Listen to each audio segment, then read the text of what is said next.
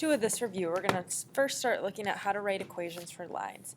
So we know we need to write it in standard form. So we have ax plus by equals c.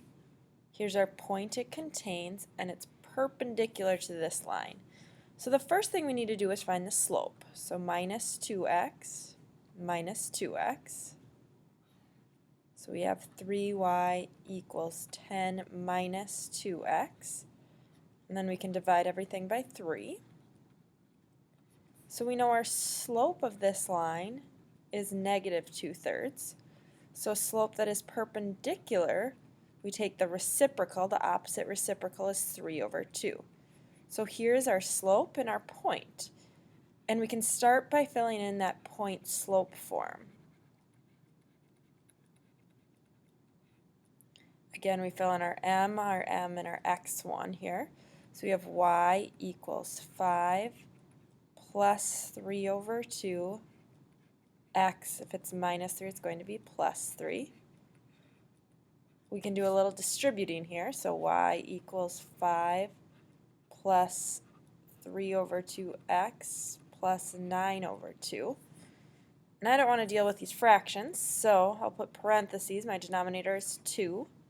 So you have 2y equals 10 plus 3x plus 9. Subtract that 3x. So we have 2y minus 3x, and that 10 and 9 together, we have 19. Now the next one, we have to write an equation in slope-intercept form. So our final is mx plus b, and we're given 2 points, so we'll find the slope first. That y2 minus y1 over x2 minus x1. So we have 5 minus negative 3 over negative 2 minus 2. So this is 8 over negative 4, which is negative 2. And we can choose any point to start with. So let's start with that one. Y equals negative 3 minus 2. X, since it's positive 2, minus 2.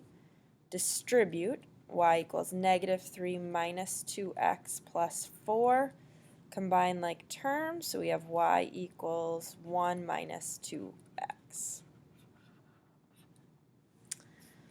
And then we're going to do some graphing. So 2 ways to graph this. You could either graph from the cover-up, where we can say, well, negative 3x equals 12. So our y-x-intercept is 1, 2, 3. I have so much trouble with these lines here. 1, 2, 3, 4. And our y-intercept, cover up the x's, so we got 4y equals 12 is 3. 1, 2, 3.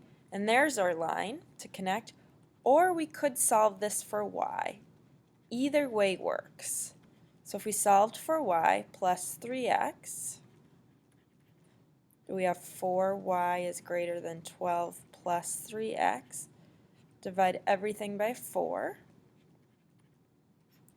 So y is greater than 3 plus 3/4 x. We get our y-intercept of 3, and then we go up 3, 1, 2, 3, 1, 2, 3, 4. But you'll see that should be the exact same 1, 2, 3, 1, 2, 3. Yep, so our slope is still the same because we go up 3 and over 4.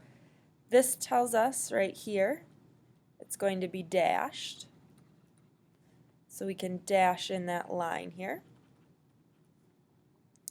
And then we have to decide where to shade. Well, we can test our point 0, 0. Negative 3 times 0 plus 4 times 0.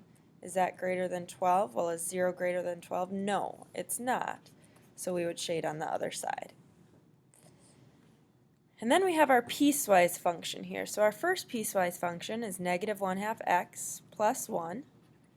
We'll make our xy table. And then we have negative x squared, so we're going to have a parabola here. Make our xy table. Both tables, we put that boundary point. But this first one, it's less than negative 2. So we have negative 3, negative 4, and the other one is greater, so negative 1, 0. And now we can plug these points in.